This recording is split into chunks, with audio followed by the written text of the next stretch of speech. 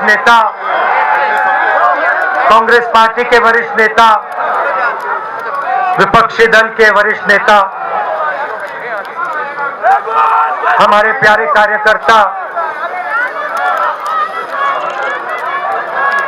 भाइयों और बहनों, प्रेस के हमारे मित्रों, आप सबका यहाँ बहुत बहुत स्वागत।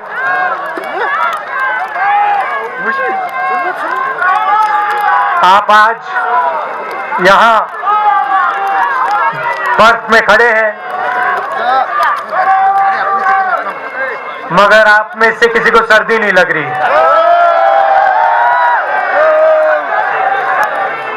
आप बारिश में खड़े हुए, कोई भीगा नहीं, में आपको गर्मी नहीं लगी, सर्दी में आपको सर्दी नहीं लगी।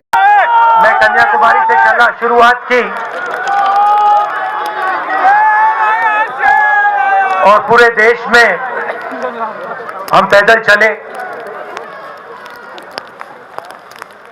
मैं सच बताऊं, आपको अजीब लगेगा, मगर मैं बहुत सालों के लिए हर रोज 8-10 किलोमीटर दौड़ता हूं। तो मैंने सोचा था कि आसान होगा, फिजिकली मेरे लिए ये मुश्किल काम, मैंने सोचा था मुश्किल काम नहीं होगा। शायद मैं काफी वर्जिश करता हूं, थोड़ा सा अहंकार आ गया, जैसे आ जाता है, मगर फिर बात बदल गई। जब मैं छोटा था, फुटबॉल खेलता था, और कॉलेज में जब मैं फुटबॉल खेल रहा था, एक बार मुझे बहुत जोरों से घुटने में इंजरी हुई थी। मैं उसको भूल गया था, पूरा अहंकार उतर गया और मैं सोचने लगा कि मैं ये जो 3500 किलोमीटर हैं, क्या मैं इनको चल पाऊंगा या नहीं।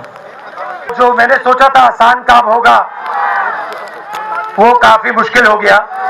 मगर फिर मैंने बहुत कुछ सीखने को मिला, बहुत कुछ सीखने को मिला। मैं आपको बोलूं तो दर्द सहना पड़ा काफी, मगर सह लिया। में एक दिन मुझे दर्द हो रहा था और मैं सोच रहा था 6-7 घंटे और चलने हैं। और उस दिन मुझे लग रहा था कि आज मुश्किल है। और एक छोटी सी बच्ची आई कि मैंने तुम्हारे लिए कुछ लिखा है, मगर तुम अभी मत पढ़ो, इसको बाद में पढ़ना। और फिर वो मुझे गले लग के भाग गई। फिर मैंने सोचा अब पढ़ता हूं क्या लिखा है।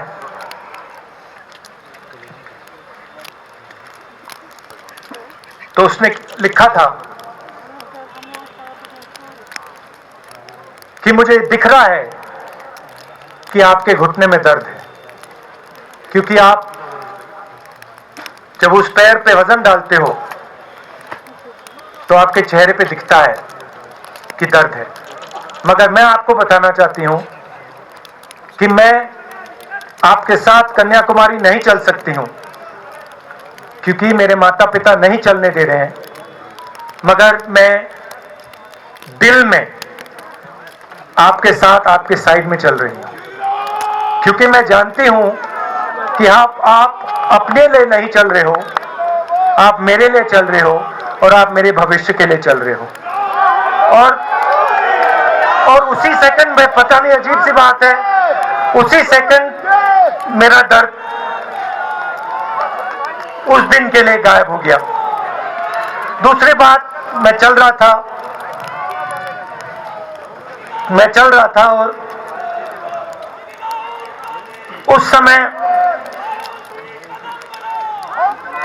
उसी समय वहां पे थोड़ी सर्दी बढ़ रही थी। सुबह का समय था और 4 बच्चे आए, पता नहीं कहना चाहिए या नहीं, तो कह देता हूं, छोटे से बच्चे थे, भिखारी थे, भीख मांगते थे और मेरे पास आए। कपड़े नहीं थे, मैंने देखा, शायद मजदूरी भी करते थे तो थोड़ी मट्टी थी उन पे। खैर मैं ये चीजें देखता नहीं हूं, तो मैं उनके साथ गले लगा, घुटनों पे गया, ऐसे उनको पकड़ा मैंने, क्योंकि मैं उनकी लेवल पे रहना चाहता था। और फिर नहीं, सुनिए, मैं ये बात कहना नहीं चाह रहा था मगर कह दूंगा। तो उनको ठंड लग रही थी, वो कांप रहे थे, शायद उनको खाना नहीं मिला था, छोटे बच्चे मजदूरी कर रहे थे।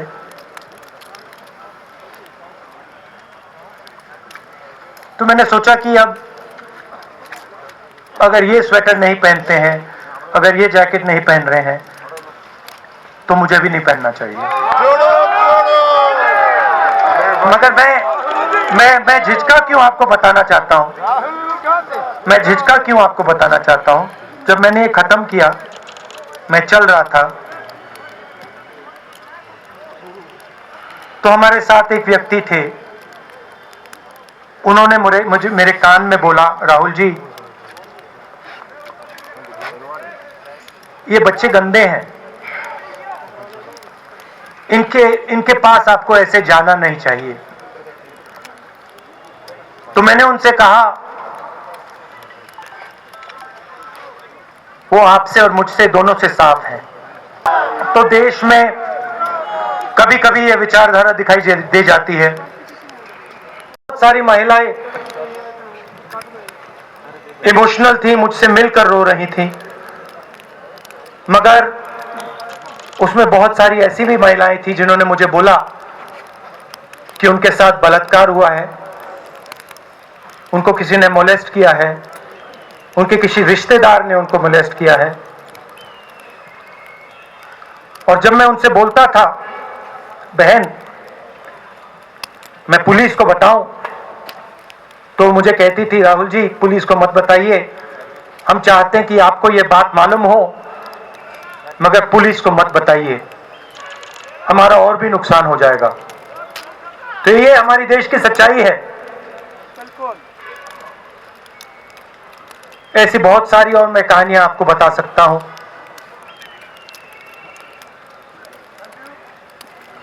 तो फिर मैं कश्मीर की ओर आ रहा था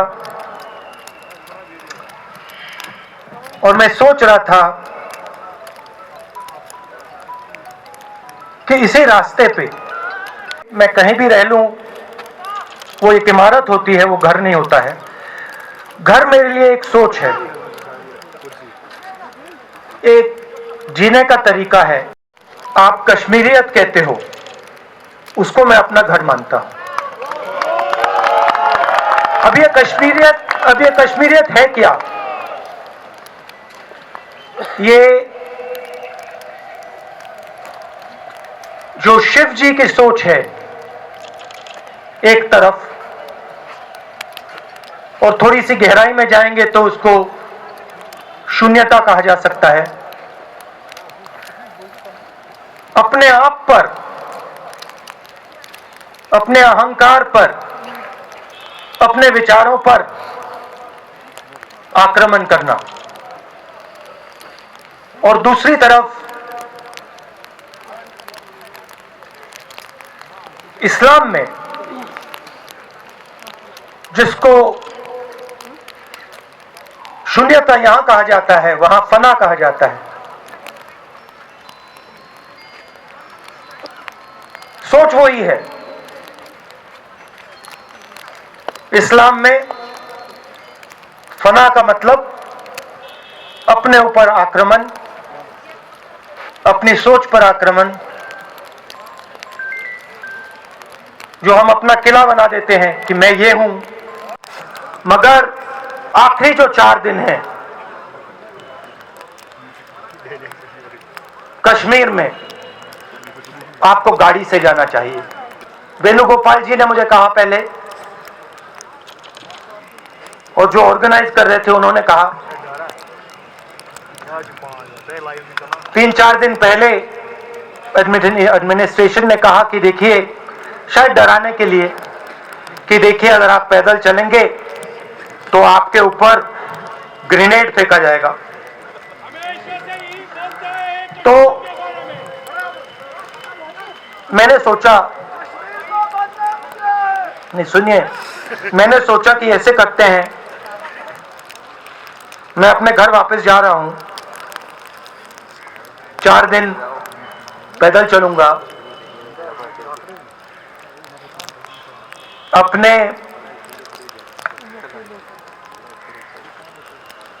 घर के जो लोग हैं उनके बीच में चलूंगा।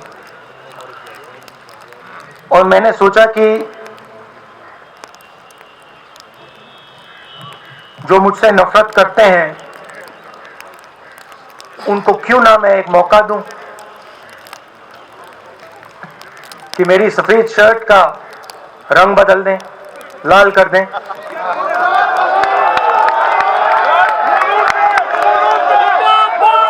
क्योंकि मेरे परिवार ने मुझे सिखाया है, गांधी जी ने मुझे सिखाया है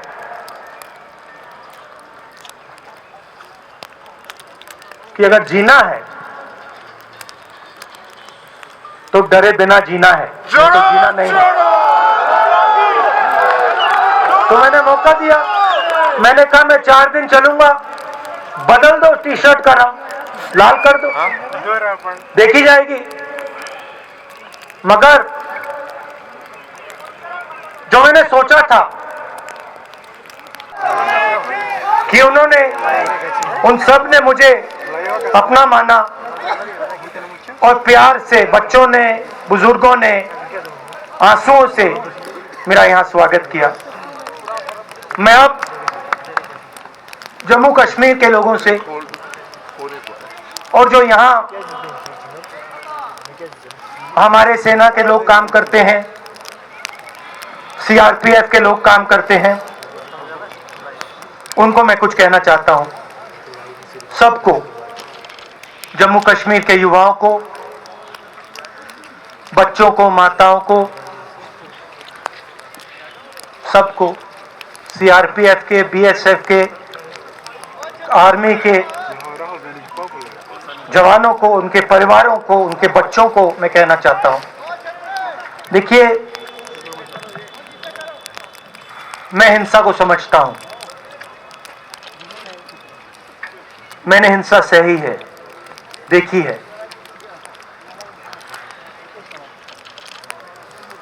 जो हिंसा नहीं सहता है, जिसने हिंसा नहीं देखी है, उसे यह बात समझ नहीं आएगी। जैसे मोदी जी हैं, अमित शाह जी हैं, आरएसएस के लोग हैं, उन्होंने हिंसा नहीं देखी है।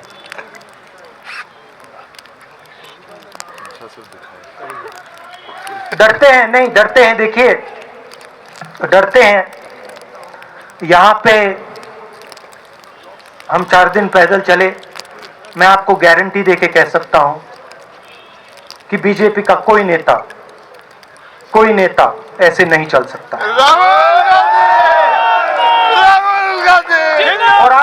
और इसलिए नहीं कि मैं जब 14 साल का था, स्कूल में था, सुबह ज्योग्राफी की क्लास में था, मैं पढ़ रहा था, मैंने सोचा प्रिंसिपल बुला रहा है, मैंने कुछ गलती की होगी, अब मार पिटेगी, वहां पे केनिंग होती थी, मैंने सोचा था केनिंग होगी मेरी। मगर जब मैं चल रहा था, जिस टीचर ने मुझे बुलाया, उसको देखकर मुझे कुछ अजीब सा लगा। और जब मैं प्रिंसिपल के ऑफिस पहुंचा तो प्रिंसिपल ने कहा, राहुल तुम्हारे घर से फोन कॉल है, करती है, वो चिल्ला रही थी, राहुल दादी को गोली मार दी, दादी को गोली मार दी, दादी को गोली मार दी। 14 साल का था।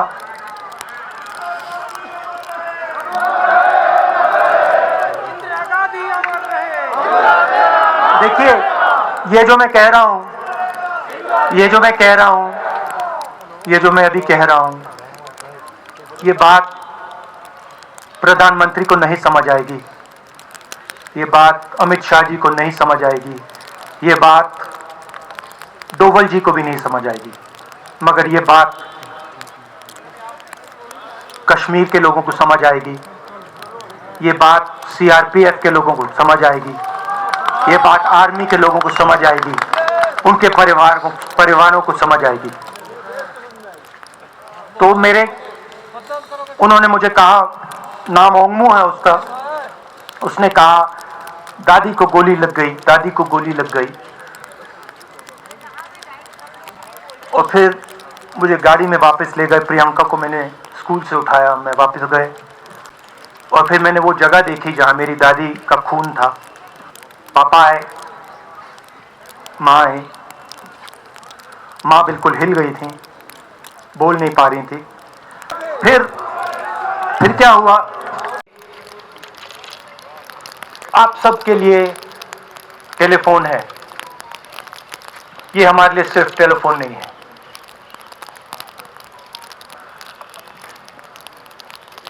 उसके बाद जो पुलवामा में हमारे सैनिक मरे थे, उनके घर टेलीफोन आया होगा, हजारों कश्मीरी लोगों के घर टेलीफोन आया होगा, सेना के परिवारों को टेलीफोन आया होगा, वैसा ही टेलीफोन आया। पिता के एक दोस्त थे, उन्होंने मुझे फोन किया और कहा, राहुल बुरी खबर है। मैंने उनसे कहा, मैं जानता हूं, पापा मर गए। कहते हाँ। मैंने कहा धन्यवाद, फोन रख दिया। तो मेरा कहना है जो हिंसा करवाता है, जैसे मोदी जी हैं, अमित शाह जी हैं, अजीत डोवल जी हैं, आरएसएस के लोग हैं, वो इस बात को समझ नहीं सकते हैं, वो दर्द को समझ नहीं सकते हैं। हम समझ सकते हैं। पुलवामा के जो सैनिक थे, उनके बच्चों के दिल में क्या हुआ मैं जानता हूं। मेरे दिल में वही हुआ है जो यहां पे कश्मीर में लोग मरते हैं, उनके दिल में क्या होता है। जो फोन कॉल आता है क्या लगता है, वो मैं समझता हूं, मेरी बहन समझती है। तो कल किसी जर्नलिस्ट ने मुझसे पूछा यात्रा का क्या लक्ष्य है। कहा कि यात्रा क्या अचीव करना चाहती है, जम्मू कश्मीर में क्या अचीव करना चाहती है। मेरे उस समय दिमाग में आया, मगर मैंने कहा नहीं बोलता हूं, कल भाषण में बोलूंगा। यात्रा का लक्ष्य है कि ये जो फोन कॉल हैं, चाहे ये आर्मी के हों, चाहे सीआरपीएफ के हों, चाहे ये कश्मीर के लोगों के हो, ये फोन कॉल बंद हो जाए।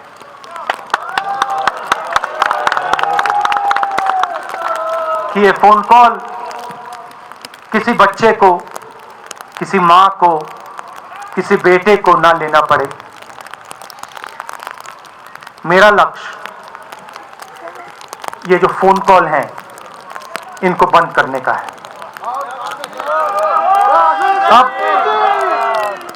अब देखिए, बीजेपी आरएसएस के लोग आक्रमण किस चीज पे कर रहे हैं। मुझे गाली देते हैं, नेता की बात की, शिव की बात की, उसको मैं समझता हूं और मैं दिल से उनका धन्यवाद करता हूं कि जितना भी वो मेरे ऊपर प्रेशर डालें, जितनी भी गाली लगाएं, जो भी वो करें, उससे मैं सिर्फ सीखता हूं। तो मैं एक प्रकार से उनका धन्यवाद करता हूं। मगर जो मैंने आपको बात बोली पहले, चाहे वो कश्मीरियत है, चाहे वो वैष्णो जनतो है, चाहे वो शंकर देव जी हैं, बसवा हैं, नारायण गुरु हैं, तिरुवल्लुवर हैं जो तमिलनाडु के बड़े पोएट हैं, फूले जी हैं, और जो कश्मीरियत हैं, ये इस विचारधारा पे आक्रमण कर रहे हैं और किया है। मैंने ये काम और हम सब ने ये काम हिंदुस्तान की जनता के लिए किया है, बोलने की कोशिश की। धन्यवाद। जय हिंद। जय जय जय जय